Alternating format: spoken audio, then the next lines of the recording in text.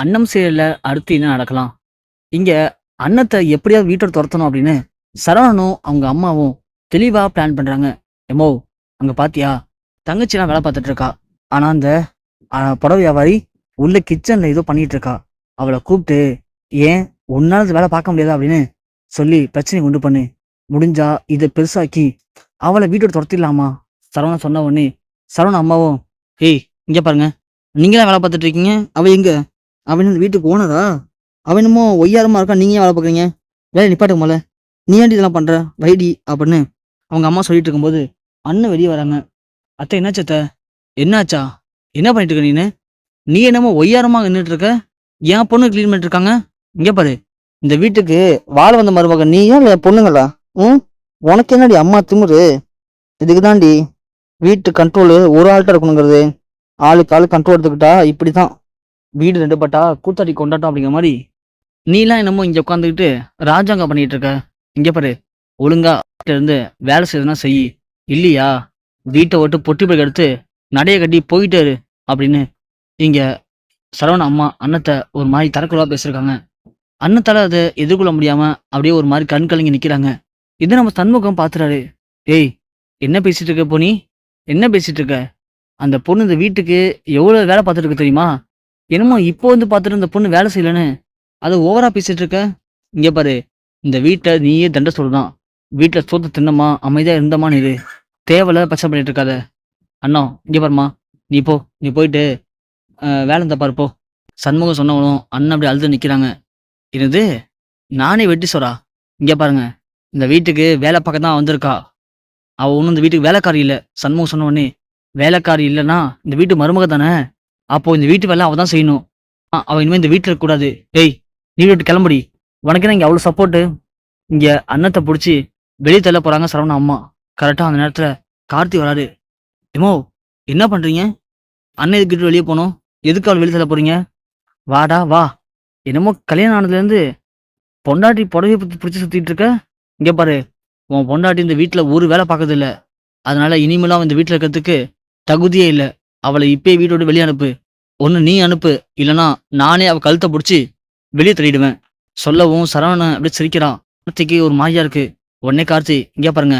அண்ணன் என் பொண்டாட்டி இந்த வீட்டுக்கு வாழ வந்திருக்கா. இந்த வீட்டுக்கு வேலை செய்ய வரல. அவ இந்த வீட்டுக்கு வந்து என்ன நம்பிதான். அவ என்ன மட்டும் பார்த்துட்டா போதுமே தவிர இந்த வீட்டுல இருக்க வேற யாரையும் பார்த்துக்கணும்னு எந்த ஒரு அவசியமும் இல்ல. புரிதுங்களா? அதே மாதிரி அண்ணத்துக்கு ஒண்ணுனா இனிமே நான் வந்து முன்னாடி நிப்பேன். நான் தான் கேட்பேன். ஏன்னா அண்ணன் என் பொண்டாட்டி. இனிமே தேவையில்லாம அண்ணத்திட்ட பிரச்சனை பண்ணாதீங்க. அப்படி பண்ணீங்கன்னா பார்த்துட்டு நான் சும்மா இருக்க மாட்டேன். வா அண்ணன் போலாம்" அப்படின்னு கார்த்தி அண்ணத்தை கையை பிடிச்சி அழைச்சிட்டு மாடிக்கு போறாரு. இங்க சரவணனாலையும் அவங்க அம்மாவாலையும் ஒண்ணுமே பண்ண முடியலையேன்னு சொல்லி பயங்கர கடுப்புல நிக்கிறாங்க. சண்முகம் 2 பேரையும் பார்த்துட்டு, "இங்க பாருங்க. கார்த்தி சொன்னதான் திரும்ப நானும் சொல்றேன். இந்த வீட்டுல அமைதியா இருந்தாமா, சோத்த தின்னமா அப்படின்னு இருந்தா இருங்க. இல்லைன்னா நானும் பார்த்து சும்மா இருக்க மாட்டேன்.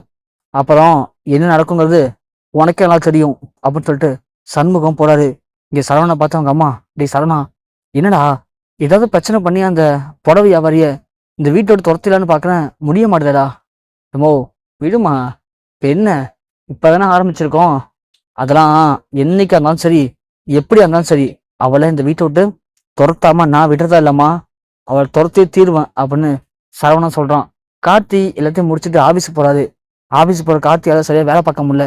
கார்த்தி ரொம்ப சோகமா உட்காந்துருக்கிறத பார்க்கவும் அந்த மேடம் வந்து கார்த்திகிட்ட பேசுறாங்க. "என்ன கார்த்திக் சார், என்னாச்சு?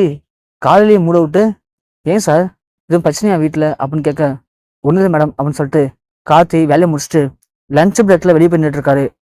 அப்பயும் வந்து கேட்குறாங்க, "என்னாச்சு கார்த்திக் சார்? ஏதோ பிரச்சனைன்னு நினைக்கிறேன். என்கிட்ட சொல்லுன்னா சொல்லுங்க. சொன்னீங்கன்னா கொஞ்சம் உங்களுக்கு மனசு நிம்மதியா இருக்கும்" அப்படின்னு சொல்ல, உடனே கார்த்தி வீட்டில் நடந்த எல்லாத்தையும் சொல்றாரு. இது மாதிரி எங்க அண்ணனும் எங்க அம்மாவும் சேர்ந்து அண்ணத்தை பழி வாங்கணும்னு நினைக்கிறாங்க. ஆனா அண்ணத்தை பொறுத்த வரைக்கும் நமக்கு எதிரியாவே இருந்தாலும் அவங்க நல்லா இருக்கணும் தான் நினைப்பா. அப்படியாப்பட்ட பொண்ணு அது ஏன் அவங்க புரிஞ்சுக்க மாட்டாங்கன்னு தெரியல அப்படின்னு சொல்லி ஃபீல் பண்றாரு. இதை நம்ம ரம்யா காதில் வாங்கிறாங்க. "ஓ, அப்ப உன் அண்ணனும் உங்க அம்மாவும் உனக்கு எதிரியா இருக்காங்களா? அவங்களுக்கு அந்த அண்ணத்தை பிடிக்கல. அப்போ அவங்க 2 பேரையும் நம்ம கூட கூட்டணி சேர்த்தோம்னா அதுக்கப்புறம் நாம ஆசைப்பட்ட மாதிரி கார்த்திக்கு ஆபீஸ்லயும் சரி வீட்லயும் சரி நிம்மதி இல்லாம ஆக்கிடலாம். அவனுக்கு கொடுக்குற டார்ச்சர்ல அவனாவே என்னால இதுக்கப்புறம் வாழ முடியாது. என்னை மன்னிச்சு ரம்யா, நான் உன்னை கல்யாணம் பண்ணாம போனது தப்புதான் சொல்லி நம்ம காலில் வந்து விழுந்து கதறுவான். அப்படி கதற விட்டு அவனை நாம ஆசைப்பட்ட மாதிரி கல்யாணம் பண்ணிக்கலாம் அப்படின்னு இங்க ரம்யா முடிவு பண்றாங்க. அதுக்கு நாம இப்ப பண்ண வேண்டிய முதல் காரியம், சரவணையும் அவங்க அம்மாவையும் பார்த்து நேர்ல பேசணும். நேர்ல பேசி எப்படியாவது நம்ம திட்டத்துக்கு அவங்கள ஒத்துக்க வச்சுக்கணும். ஒத்துக்க வச்சோம்னா அப்புறம் நம்ம ஆசைப்படுறது ஈஸியா நடந்துரும் அப்படின்னு ரம்யா முடிவு பண்றாங்க. ஒரு பக்கம் சரவணனும் அவங்க அம்மாவும் இந்த அன்னத்தை எப்படியாவது பழி வாங்கணும், அவளை இந்த வீட்டுல நிம்மதியா வாழ விடக்கூடாது, அவளை இந்த வீட்டோட துரத்தணும் அப்படின்னு ஒரு முடிவோட இருக்காங்க. இப்போ இதை தெரிஞ்சுட்டு ரம்யாவும் சரவண கூட கூட்டணி சேர்ந்து நம்ம அன்னத்தையும் காத்தையும் பழி வாங்க நினைக்கிறாங்க. இப்படி சரவணன், அவங்க அம்மா, ரம்யான்னு இத்தனை பேர் மத்தியில எப்படி அன்னமும் கார்த்தியும் ஒருத்தங்க முழுசா புரிஞ்சுக்க போறாங்க, எப்படி சேர்ந்து வாழ போறாங்க அப்படிங்கிறத பொறுத்து வந்து பார்க்கலாம்.